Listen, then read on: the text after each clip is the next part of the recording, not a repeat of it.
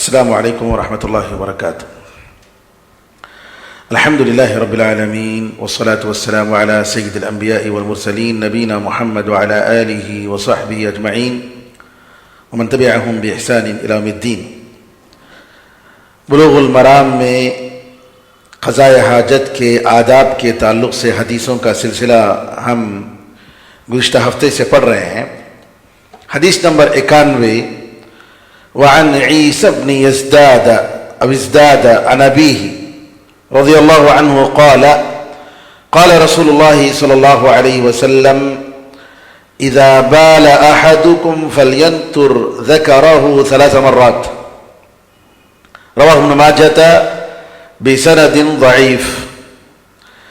عیسی بن یزداد اپنے والد سے روایت کرتے ہیں رضی اللہ عنہ ارضا، کہتے ہیں کہ نبی کریم صلی اللہ علیہ وسلم نے فرمایا، تم میں سے کوئی پیشاب کرے تو اپنے شرمگاہ کو 3 مرتبہ اس کو دبائے، جھڑکے. اس حدیث کو ابن ماجہ نے ضعیف سند کے ساتھ روایت کی ہے. یہ حدیث کہ پیشاب کرنے کے بعد اپنے عضو کو، تاکہ اس میں پیشاب کا کوئی خطرہ نہ رہے، دبانا چاہیے، نبی کریم صلی اللہ علیہ وسلم سے اس کے بارے میں صحیح حدیث ثابت نہیں ہے. اور یہ جو حدیث آپ کے سامنے پڑھی گئی ہے وہ حدیث ضعیف ہے.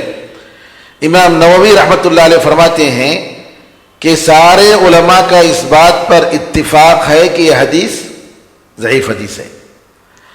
اور علامہ ابن القیم رحمۃ اللہ علیہ اپنی کتاب اغاثۃ اللحفان میں فرماتے ہیں، میں نے اپنے استاد محترم ابن تیمیہ رحمۃ اللہ علیہ سے اس کے بارے میں پوچھا تو انہوں نے کہا کہ یہ حدیث صحیح نہیں ہے. تو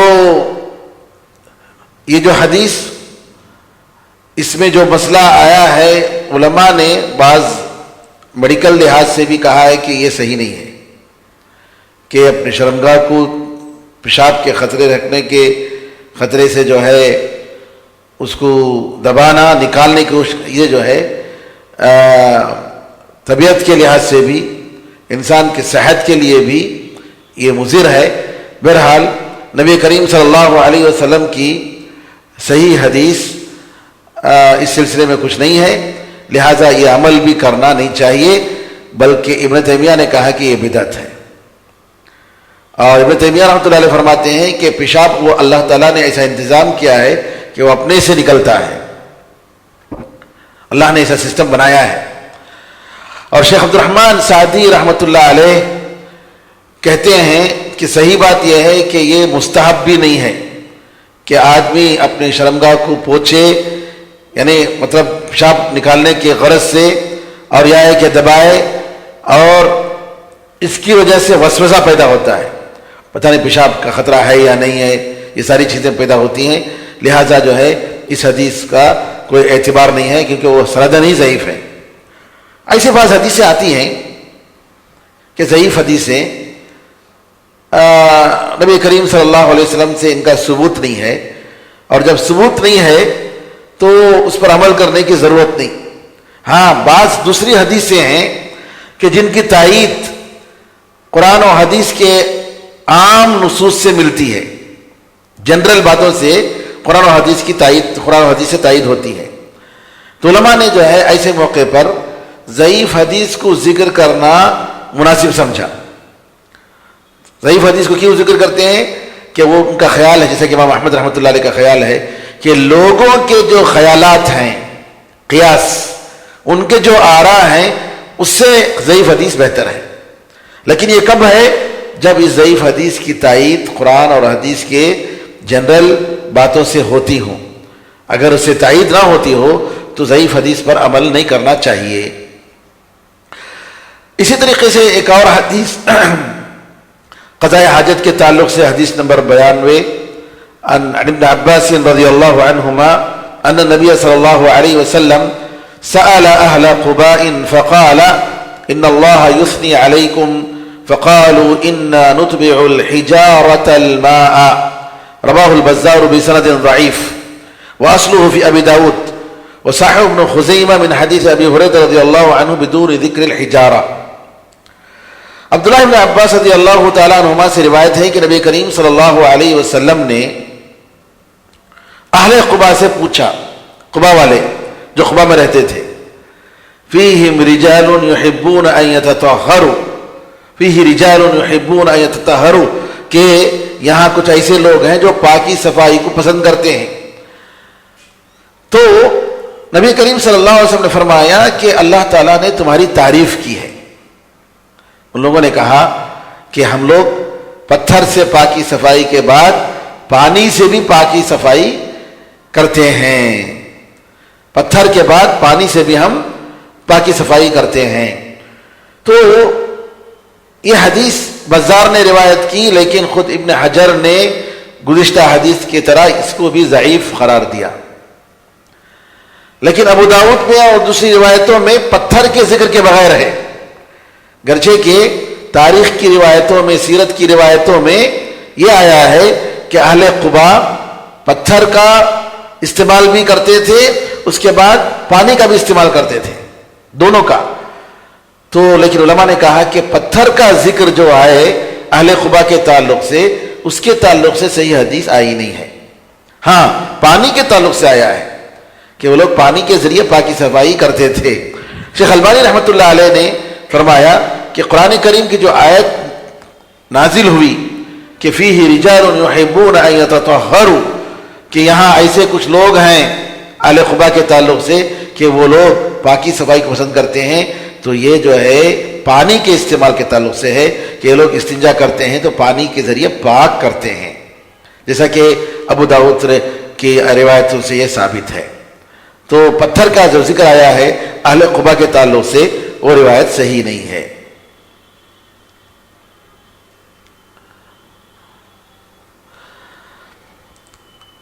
اسی طریقے سے اب علماء نے یہاں ایک بات بتائی کہ جو ہے کہ جس جگہ میں اگر پانی کی قلت ہے، پانی نہیں ہے، تو انسان پتھر کے ذریعے پاکی صفائی کرے، پھر پانی کے ذریعے بھی کرے.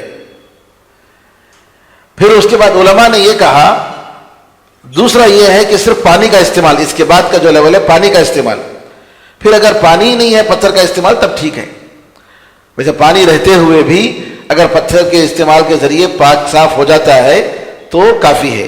اور ہم نے اس سے پہلے بتا دیا تھا کہ پتھر کا جیسا حکم ہے اسی طریقے سے دوسری چیزیں جو آج کل آئی ہیں، ٹشو پیپر وغیرہ، جس کے استعمال سے جو ہے پانی کی قلت کا مسئلہ بھی حل ہو سکتا ہے، تو یہ اسے بھی پاکی صفائی اگر ہوتی ہے تو الحمدللہ کر سکتے ہیں، کوئی حرج نہیں ہے. اس کے بعد ایک نیا چیپٹر شروع ہوتا ہے غسل کے تعلق سے، اور جنابت کہ انسان اگر اپنی بیوی سے ملنے کی وجہ سے یا احتلام کی وجہ سے اگر جنابت کی حالت ہو جاتی ہے تو اس پر غسل واجب ہو جاتا ہے. اس کا کیا حکم ہے؟ تو قرآن کریم میں اس سلسلے میں قرآن میں اللہ تعالیٰ فرماتا ہے وَإِن كُنتُمْ جُنُبًا فَطَّهَّرُوا، کہ اگر تم جنابت کی حالت میں ہو تو تم غسل کر لیا کرو، پاک صاف ہو جاؤ. یا فَطَّهَّرُوا سے مراد یعنی غسل مراد ہے. اور بہت ساری حدیثیں آئی ہیں، اور جنوب کا جو لفظ ہے، جنابت اور جنوب، یہ جو ہے دوری کے معنی میں ہوتا ہے اصل. اسی سے اجتنابا، جیسا کہ حدیث میں آیا مجتنبت الکبائر، کہ نماز دوسرے نماز کے درمیان، ایک نماز اور دوسری نماز کے درمیان جو چھوٹے گناہیں ہوتی ہیں اللہ تعالیٰ ان کو معاف کر دیتا ہے اگر انسان کبیرہ گناہوں سے بچے. اجتنبت الکبائر کا استعمال اجتناب سے، اجتناب اردو میں بھی استعمال ہوتا ہے پرہیز کرنے کے معنی میں. تو جنابت کا لفظ اس لیے آیا ہے کہ جنابت کی حالت میں انسان بعض عبادتوں سے دور رہتا ہے، وہ عبادتیں اس وقت تک بجا نہیں لا سکتا جب تک کہ وہ پاک ہو جائے، غسل نہ کر لے. یعنی اس پر طہارت کبریٰ، یعنی بڑی طہارت کا مطلب انہیں غسل اس پر واجب ہے. اسی طریقے سے قرآن میں اللہ نے یہ بھی فرمایا وَلَا جُنُبًا إِلَّا عَابِرِي سَبِيلٍ حَتَّى تَغْتَسِلُوا، کہ جو ہے عبادتوں کی جگہ میں مسجد میں بھی جانے سے منع کیا گیا جنابت کی حالت میں، الا ہے کہ آدمی گزرے، بیٹھے نہیں، تو الگ بات ہے تب، لیکن غسل کرنے کے بعد اس کی اجازت ہے۔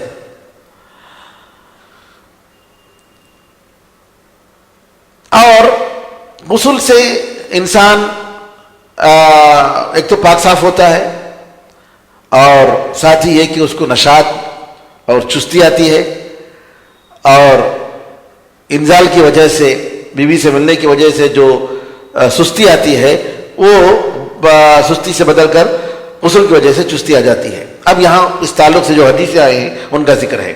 حدیث نمبر 93، عن ابی سعید الخدری رضی اللہ عنہ قال قال رسول اللہ صلی اللہ علیہ وسلم الماء من الماء رواہ مسلم واصلہ فی البخاری۔ ابو سعید خدری رضی اللہ عنہ سے روایت ہے کہ نبی کریم صلی اللہ علیہ وسلم نے فرمایا پانی سے پانی ہے، الماء من الماء، یعنی یہ ہے الماء یا دوسرا جو پانی ہے اس سے مراد نطفہ کا نکلنا، انزال کرنا، یعنی اگر کوئی شخص بیوی سے ملتا ہے، بیوی سے ملنے کے بعد اگر انزال کرتا ہے تو اس پر غسل ہے، ورنہ غسل نہیں ہے۔ اس کا معنی یہ ہوا الماء من الماء کا الماء پہلے ماء سے مراد غسل، دوسرے ماء سے مراد یعنی انسان جو انزال کرتا ہے نطفہ، جیسا کہ قرآن میں بھی اللہ تعالیٰ نے نطفے کو من ماء مہین، ہم نے انسان کو ذلیل پانی سے پیدا کیا، حقیر پانی سے پیدا کیا، نطفے سے۔ تو نطفے کو ماں کا لفظ کہا گیا ہے، خلق من ماء دافق کہا قرآن میں سورۃ طارق میں، کہ جو کودنے والا اچھلنے والا پانی ہے، یعنی جو پیٹ سے نکلتا ہے، یخرج من بین الصلب والترائب، پھسلیوں کے درمیان اور پیٹ کے درمیان سے یہ پانی نکلتا ہے نطفہ، تو یہاں بھی اس کو پانی کا لفظ کہا گیا ہے۔ تو اس لیے یہاں حدیث میں جو آیا ہے الماء من الماء، یعنی نبی کریم صلی اللہ علیہ وسلم کے الفاظ مختصر لیکن اس میں بہت ہی معنی خیز۔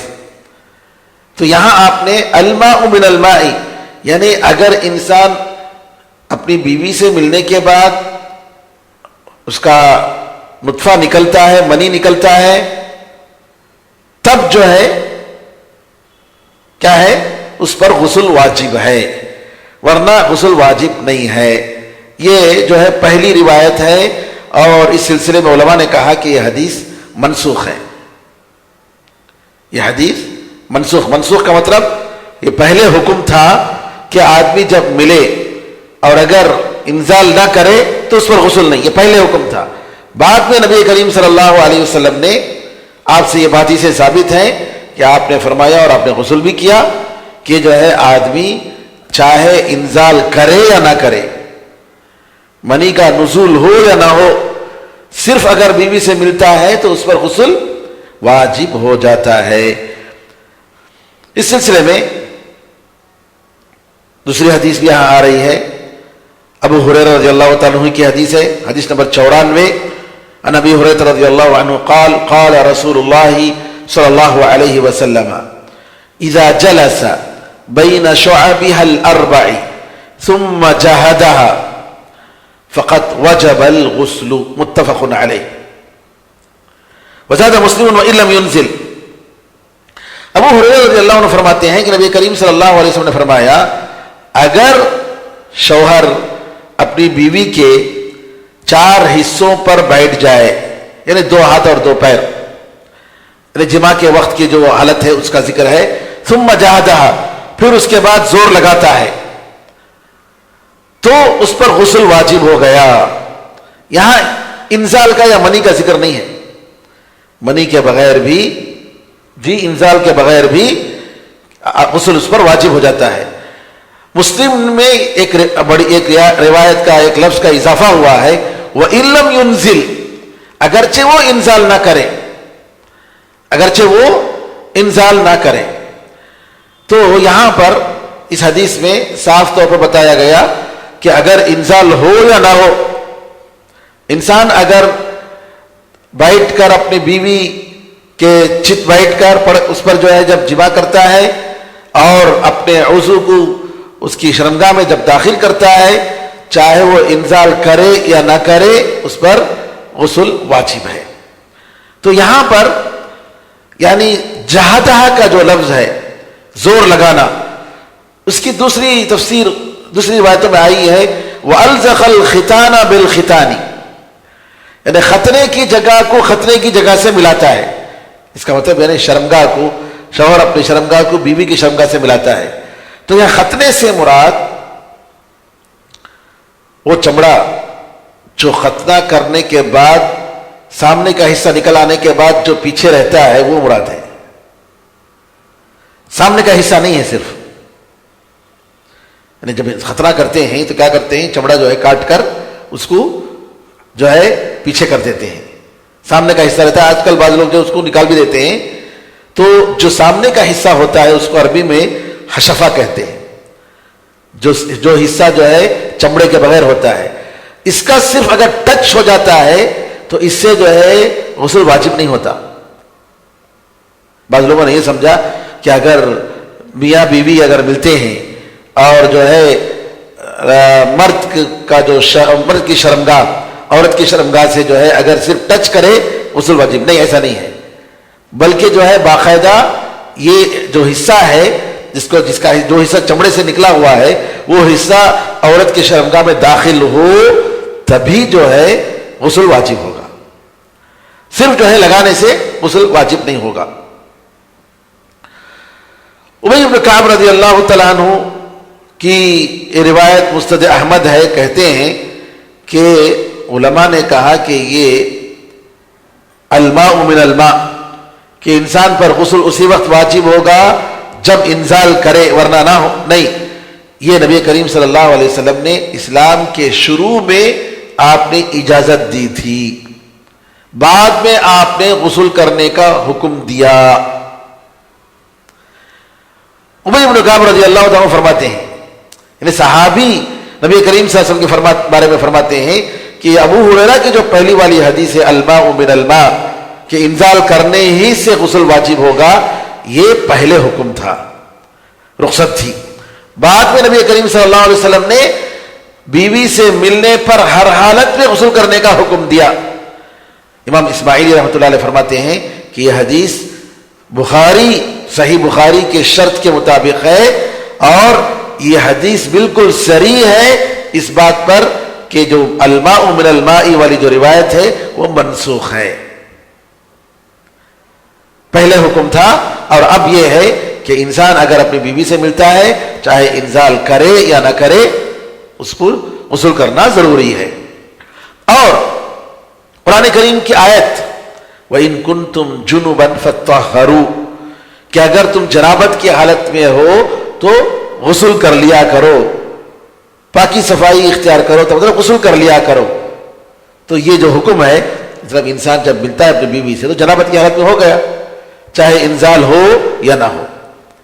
امام شافعی رحمۃ اللہ علیہ فرماتے ہیں کہ جنابت کا جو لفظ ہے وہ انسان جب اپنی بیوی سے ملتا ہے جماع کرتا ہے تو جنابت کے حکم میں آ گیا، چاہے اس کی وجہ سے انزال ہو یا نہ ہو۔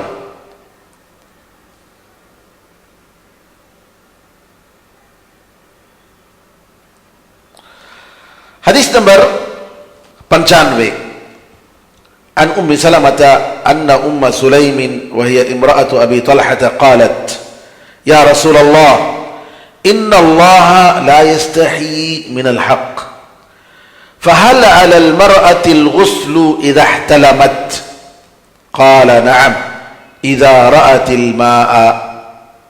الحدیث متفق علیہ۔ ام سلمہ رضی اللہ تعالی عنہ کہ ام سلمہ ام المؤمنین ہیں، نبی کریم صلی اللہ علیہ وسلم کی بیوی، وہ روایت کرتی ہیں کہ ام سلیم ابو طلحہ کی بیوی رضی اللہ عنہما و ارضاہما نبی کریم صلی اللہ علیہ وسلم سے سوال کرتی ہیں، اللہ کے رسول، اللہ تعالی حق سے شرماتا نہیں ہے، سوال کرنے سے پہلے بول رہی ہیں، یعنی یہ جو مسائل ہیں ان مسائل کا معلوم کرنا ہر مسلمان کے لیے ضروری ہے۔ کتنی عورتیں ہیں ان کو حیض کے مسائل معلوم نہیں ہیں، اور جو بھی خون نکلتا ہے وہ سمجھ جاتی ہیں کہ وہ حیض کا خون ہے، حالانکہ ان کو معلوم کرنا چاہیے۔ دین ہے، شریعت ہے، حیض کے خون میں نماز سے چھوٹ ہے، لیکن حیض کے خون کے علاوہ اگر دوسرا خون آتا ہے جس کو استحاضہ کہتے ہیں، تو ایسے موقع پر نماز واجب ہے، نماز سے چھوٹ نہیں ہے اس کو۔ اور کیا کیا غلطیاں کرتی ہیں عورتیں ان مسائل کو نہیں جاننے کی وجہ سے۔ اسی لیے عائشہ رضی اللہ عنہا نے کہا اللہ تعالیٰ انصار کی عورتوں پر رحم فرمائے، شرم کی وجہ سے وہ لوگ جو ہے پوچھے بغیر نہیں تھے، دین کے مسئلے میں پوچھنا چاہیے۔ شرم کی وجہ سے خاموش رہیں گے تو کیا ہوگا؟ جاہل رہیں گے، اور جہالت رہے گی تو کیا ہوگا؟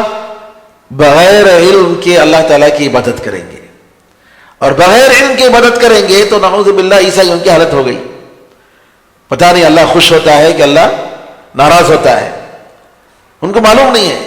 تو لہٰذا ایک مومن مرد کا اور ایک مومن عورت کا فرض ہے کہ مسائل کو پوچھے، متخصص علماء سے پوچھے، اور عورتوں میں ایسے عالمات کا ہونا ضروری ہے، کیونکہ عام طور پر کیا ہوتا ہے کہ عورتیں جو ہے شرماتی ہیں اور مردوں سے سیکھنا یہ ساری چیزیں پسند نہیں کرتی۔ تو لہٰذا بعض عورتوں کو جن کے پاس دین کا جو علم ہے، ایسے عورتوں کو چاہیے کہ ایسے مسائل میں وہ تخصص حاصل کریں، یعنی باقاعدہ اس کی باریکی تک جائیں، علماء کے فتوے پڑھیں۔ الحمدللہ آج کل کتابیں آئی ہیں کہ مسائل، ایسے مسائل جو عورتوں کے لیے خاص ہیں، مومنات کے لیے خاص ہیں، مومن عورتوں کی، ایسے اور کتابوں کو پڑھنا چاہیے، اشکال ہو تو پوچھنا چاہیے، اپنے گھر والوں میں اپنی عورتوں کو بتانا چاہیے، ورنہ جہالت میں اللہ تعالیٰ کی عبادت یہ اللہ کو منظور نہیں ہے۔ ام سلمہ رضی اللہ تعالیٰ عنہ کی روایت کے ام سلیم ابو طلحہ رضی اللہ عنہ کی بیوی نبی کریم صلی اللہ علیہ وسلم سے پوچھتی ہیں اللہ کے رسول، اللہ تعالیٰ حق سے شرماتا نہیں ہے،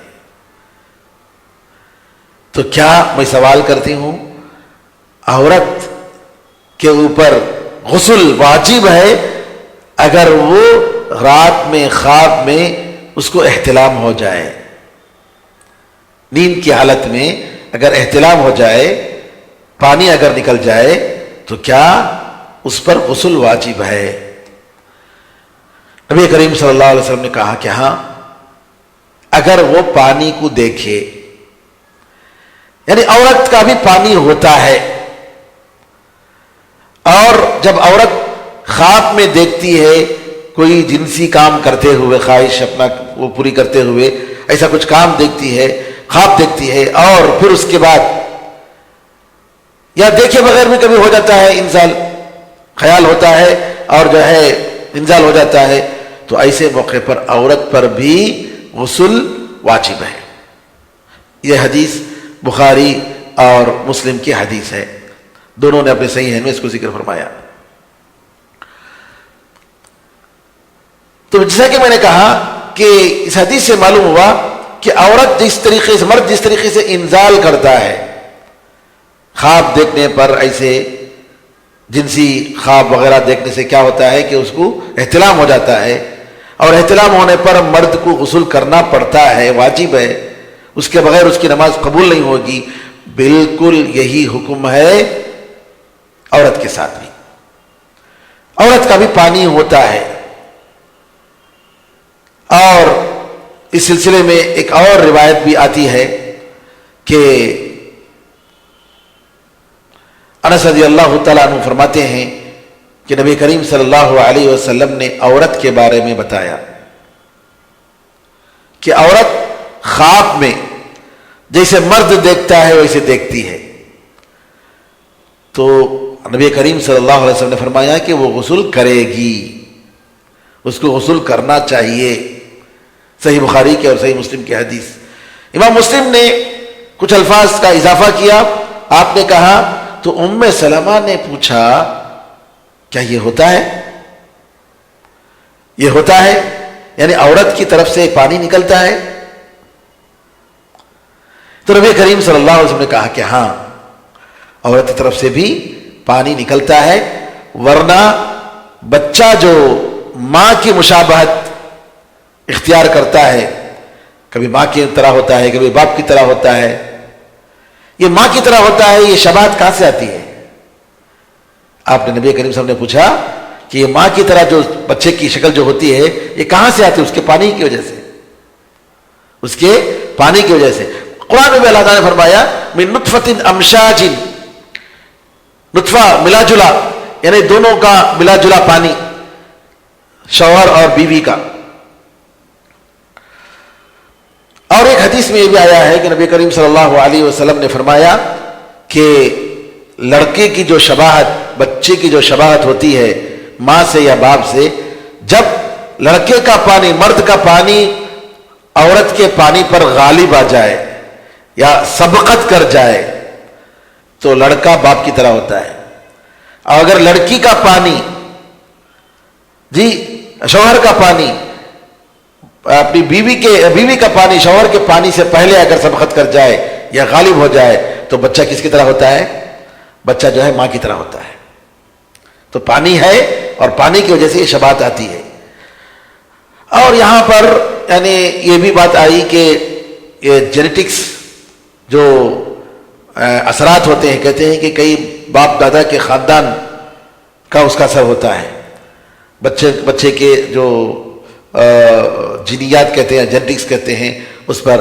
اور نبی کریم صلی اللہ علیہ وسلم نے جو فرمایا ایک بدو کو، جس نے کہا کہ جو ہے میں، آپ دیکھ رہے ہیں کیسا ہوں، میری بیوی ایسی ہے میری طرح، لیکن وہ جو ہے ایک کالے رنگ کے لڑکے کو جو ہے اس نے جنا ہے، اس کو شبہ ہو گیا کہ بچہ کس کا ہے۔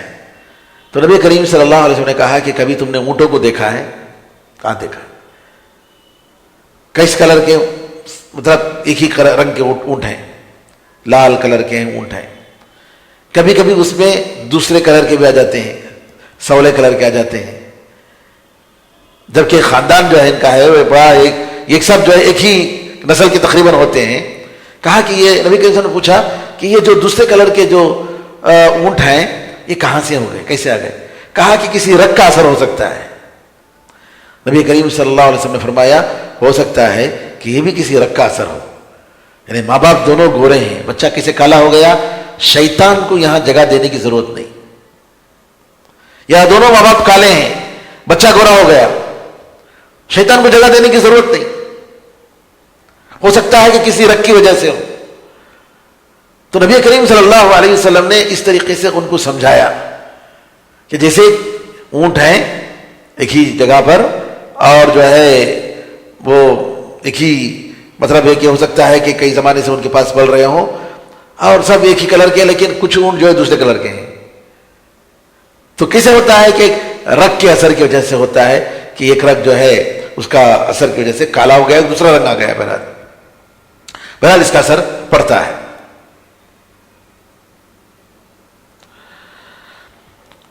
حدیث نمبر 97، عن عائشة رضی اللہ عنہ قالت كان رسول اللہ صلی اللہ علیہ وسلم يغتسل من 4 من الجنابة ويوم الجمعة ومن الحجامة ومن غسل الميت، رواہ ابو داود وصححہ ابن خزیمہ۔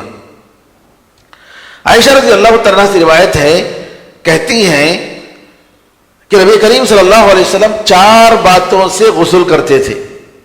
ایک جنابت، جنوبی ہو جاتے تو غسل کرتے تھے، دوسرا جمعے کے دن، تیسرا پچنا لگانے سے، چوتھا جو ہے میت کو غسل دینے سے، میت کو اگر غسل دیتے تھے تو آپ غسل کرتے تھے۔ ابو داؤد کی روایت ہے، ابن خزیمہ نے اس کو صحیح قرار دیا، لیکن یہ حدیث جو ہے محدثین نے کہا ہے کہ یہ حدیث ضعیف ہے، اور کیونکہ اس میں ایک راوی ہے جس کے بارے میں علماء نے کلام کیا ہے۔ جنابت کا غسل یہ تو ثابت ہو گیا، حدیثوں سے ثابت ہو گیا، بخاری اور مسلم کی روایتوں سے، قرآن کا بھی اس میں ذکر، قرآن میں بھی اس کا ذکر ہے۔ اور میت کو غسل دینا اس کے بارے میں دوسری حدیثیں آئی ہیں، لیکن یہ مستحب ہے، افضل نہیں ہے۔ حدیث میں آتا ہے من غسل المیت فلیغتسل، اگر کوئی میت کو غسل دے تو وہ غسل کرے، اور اگر کوئی جنازے کو اٹھاتا ہے تو وضو کرے۔ علماء نے کہا کہ یہ جو حکم ہے یہ مستحب ہے، وجوب کے لیے نہیں ہے۔ ابو بکر صدیق رضی اللہ تعالی عنہ کو ان کی بیوی نے غسل دیا، بیوی نے غسل دیا، اور بیوی غسل دے سکتی ہے، جیسا کہ انشاءاللہ کبھی آئے گا مسئلہ ہے، بیوی اپنے شوہر کو، شوہر اپنی بیوی کو غسل دے سکتا ہے۔ انشاءاللہ خطبے پہ کے جو مسائل ہیں اس مسئلے میں یہ بھی مسئلہ ہے، میت کے احکام اور مسائل کے تعلق سے۔ لیکن سردی کا موسم تھا، انہوں نے کہا کہ میں نے غسل دی ابو بکر رضی اللہ عنہ کو، اور موسم بہت ٹھنڈا ہے، گرم پانی نہیں ہے، کیا غسل کرنا میرے لیے ضروری ہے؟ صحابہ نے کہا کہ ضروری نہیں ہے، وضو کرنا کافی ہے، تو وضو کر لو۔ اور اسی طریقے سے جمعے کے بارے میں، جمعے کا غسل بھی اس کے سلسلے میں علماء میں اختلاف ہے۔ بعض علماء کا خیال یہ ہے کہ جمعے کے دن غسل کرنا واجب ہے، کیونکہ اس سلسلے میں حدیث آتی ہے غسل یوم الجمعہ واجب علی کل محتلم۔ شیخ ابن عثیمین کا یہی خیال ہے کہ نبی کریم صلی اللہ علیہ وسلم نے یہاں فرمایا کہ جمعے کے دن غسل کرنا واجب، آپ کا لفظ ہے کہ واجب ہے، ہر بالغ پر، مرد پر، عورت پر نہیں، مرد پر۔ امام بخاری اور امام مسلم نے اس کو روایت کی۔ تو بعض علماء کا یہ خیال ہے کہ جمعے کے دن کا غسل کرنا واجب ہے، اور بعض کا خیال ہے کہ واجب نہیں، یہ بھی مستحب ہے۔ لیکن ابن تیمیہ رحمۃ اللہ علیہ کا خیال یہ ہے کہ اگر باہر بستی سے آ رہا ہے جی، یا دھوپ کی وجہ سے اس کے جسم میں بدبو ہے، پسینے کی وجہ سے بدبو ہے، اور اس کی وجہ سے مسجد میں مصلیوں کو اور فرشتوں کو تکلیف ہو سکتی ہے، تو اس کو غسل کرنا ضروری ہے۔ اور اگر ایسی بات نہیں ہے تو انشاءاللہ اس پر واجب نہیں ہے بلکہ مستحب ہے، یہ ابن تیمیہ کا خیال ہے۔ جبکہ ابن قیم رحمۃ اللہ علیہ کا خیال ہے کہ نہیں، جو ہے غسل کرنا چاہیے۔ اور اس طریقے سے حجامت، یعنی یہ پچنا جو لگاتے ہیں، پچنا کپنگ جس کو کہتے ہیں، اس کے بارے میں بھی جو حدیث ہے یہ واجب نہیں ہے، بلکہ نبی کریم صلی اللہ علیہ وسلم کے بارے میں یہ ہے کہ آپ نے پچنا لگایا اور وضو نہیں کیا، اس کے بارے میں ہے، لیکن وہ حدیث بھی بہرحال اس میں بھی کلام ہے۔ بہرحال صحیح حدیث کو ایسی نہیں ہے کہ پچنا لگانے سے غسل کرنا واجب ہو جاتا ہے۔ حدیث نمبر 98، عن ابی ہریرہ رضی اللہ عنہ فی قصة ثمامة بن اسار عندما اسلم وامره النبی صلی اللہ علیہ وسلم ان یغتسل، رواہ عبد الرزاق واصلہ متفق علیہ۔ ابو ہریرہ رضی اللہ تعالیٰ عنہ سے روایت ہے کہ ثمامة بن اسال جی ایک صحابی تھے جو بنو یمامہ کے علاقے سے آئے تھے، بنو حنیفہ کے تھے، اور یہ عمرہ کرنے کے لیے جا رہے تھے تو ان کو قید کر لیا گیا تھا، مسلمان نبی نہیں ہوئے تھے۔ نبی کریم صلی اللہ علیہ وسلم نے ان کو مسجد میں ایک ستون سے باندھنے کا حکم دیا، کھانے کے وقت کھول دیا جاتا، باقی ٹائم پر ان کو باندھ دیا جاتا۔ وہ دیکھتے، لوگ نماز پڑھتے ہیں، آ رہے ہیں، جا رہے ہیں، کیا باتیں ہو رہی ہیں، سب دیکھ رہے ہیں۔ نبی کریم صلی اللہ علیہ وسلم آتے، کہتے کہ جو ہے کیا خیال ہے ثمامہ، تمہارا کیا خیال ہے؟ جواب میں کہتے ہیں کہ دیکھو، اگر آپ ہمیں قتل کریں گے تو جو ہے بدلہ لینے والے ہیں ہمارا، لوگ چھوڑیں گے نہیں، اگر آپ احسان کریں گے تو احسان کا بھی بدلہ دیں گے، ایک بڑے آدمی پر آپ احسان کر رہے ہیں۔ تو اس طریقے سے وہ جواب دیتے ہیں ثمامہ بن اسال 3 دن۔ اس کے بعد نبی کریم صلی اللہ علیہ وسلم کہتے ہیں چھوڑ دو، ثمامہ کو چھوڑ دو۔ ثمامہ کیا کرتے ہیں، سیدھے جاتے ہیں اور جا کر نبی کریم صلی اللہ علیہ وسلم کے پاس غسل کر کے واپس آتے ہیں. غسل کر کے آ کر کہتے ہیں اب میں آزاد ہوں, مجھے کسی چیز کا ڈر نہیں ہے, اور میں گواہی دیتا ہوں کہ اللہ کے سوا عبادت کے لائق کوئی نہیں, محمد صلی اللہ علیہ وسلم اللہ کے رسول ہیں, اشہد ان لا الہ الا اللہ واشہد ان محمد رسول اللہ. اب یہاں ثمامۃ بن اسال رضی اللہ عنہ وہ گئے اور جا کر غسل کر کے آئے اور مسلمان ہوئے. یہاں جو روایت انہوں نے ذکر کی ہے ابن حجر نے, مصنف عبد الرزاق کی روایت, یہ کہ اس میں غسل کا حکم دیا گیا. حالانکہ صحیح روایت یہ ہے, بخاری مسلم کی روایت ہے کہ وہ خود گئے اور غسل کر کے آئے. اور اسی طریقے سے دوسری روایتیں بھی آتی ہیں کہ نبی کریم صلی اللہ علیہ وسلم کو بعض صحابہ جو مسلمان, قیس بن عاصم جب مسلمان ہوئے, نبی کریم صلی اللہ علیہ وسلم نے ان کو غسل دینے کا حکم دیا. شیخ البانی رحمۃ اللہ علیہ کہتے ہیں کہ اس کی سند صحیح ہے, قیس بن عاصم کو آپ نے غسل کرنے کا حکم دیا. تو اگر کوئی مسلمان ہوتا ہے تو اس کو غسل کرنا چاہیے, بال مڈانا چاہیے, بال مڈا کر تاکہ جو ہے کفر کا بال یہ ختم ہو جائے اور اسلام میں نئے بال آئے.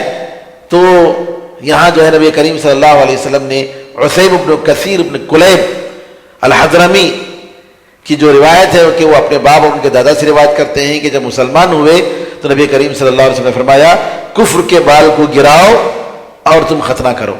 لیکن اس کے بارے میں محدثین کا خیال ہے کہ بعض محدثین کا کہ حدیث یہ ضعیف ہے, لیکن بعض کا خیال ہے کہ حسن ہے. بہرحال خلاصہ کلام یہ ہے کہ انسان اگر اسلام میں داخل ہوتا ہے کہ تو اس کے لیے مستحب یہ ہے کہ وہ غسل کرے, غسل کر کے مسلمان ہو جائے, یہ بہتر ہے, یہ بہتر. اگر نہیں کر پا سکتا ہے کسی سبب کی وجہ سے تو مثال طور پر سفر میں ہے, یہ نہیں کہیں گے بھائی جاؤ غسل کر کے آؤ پھر بعد مسلمان ہونا, ایسا نہیں ہے. الحمدللہ پہلے مسلمان بن, اس کو یا بیمار ہے, وہ پڑا ہوا ہے ہسپتال میں اور وہ غسل نہیں کر سکتا اور اس حالت میں وہ مسلمان ہو رہا ہے, الحمدللہ اسلام میں داخل ہو رہا ہے تو الحمدللہ اس کو پہلے اسلام میں داخل کر لینا چاہیے. کیوں؟ تاکہ ایسا نہ ہو کہ وہ کفر کی حالت میں مرے. نعم.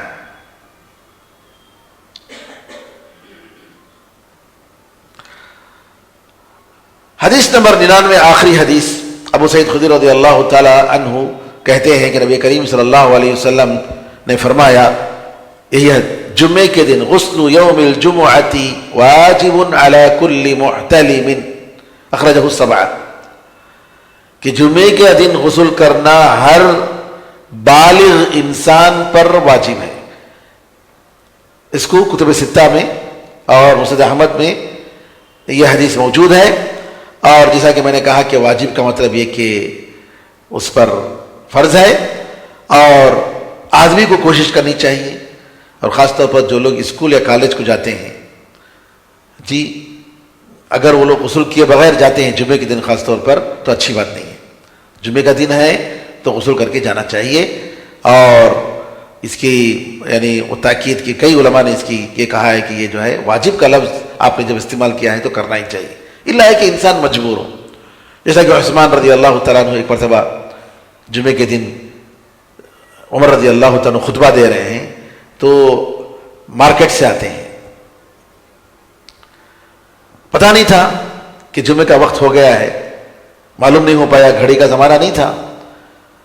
تو بعد میں جب خطبے کے موقع پر آتے ہیں, دیر سے آتے ہیں, خطبہ چل رہا ہے, تو عمر رضی اللہ عنہ نے کہا کہ ارے اب آ رہے ہو تم کو پہلے آنا چاہیے. تو عثمان رضی اللہ عنہ نے کہا کہ ہاں مجھے معلوم نہیں ہوا, مجھے تاخیر ہو گئی اور میں وضو کر کے آئے. وضو کر کے آئے, غسل نہیں کیا؟ عمر رضی اللہ عنہ نے پوچھا, کہا کہ ہاں میں دیکھا کہ وقت ہو گیا ہے اس وجہ سے میں وضو کر کے آ گیا. تو مجبوری ہو تو انسان وضو کر لے, ورنہ آدمی کو چاہیے کہ جمعے کے دن, جمعے کی بڑی فضیلت ہے اور اس دن جو ہے غسل کرنا اس کے مستحبات میں سے ہے, بلکہ سنن مؤکدہ میں سے ہے. اگر واجب نہیں ہے تو کم از کم سنن مؤکدہ میں سے ہے. اللہ سے دعا ہے کہ اللہ تعالی ہم سب کو حسن عمل کی توفیق عطا فرمائے. آمین ارحم الراحمین والحمد للہ رب العالمین وصلی اللہ وسلم علی نبینا محمد وعلی آلہ وصحبہ اجمعین. والسلام علیکم ورحمۃ اللہ وبرکاتہ.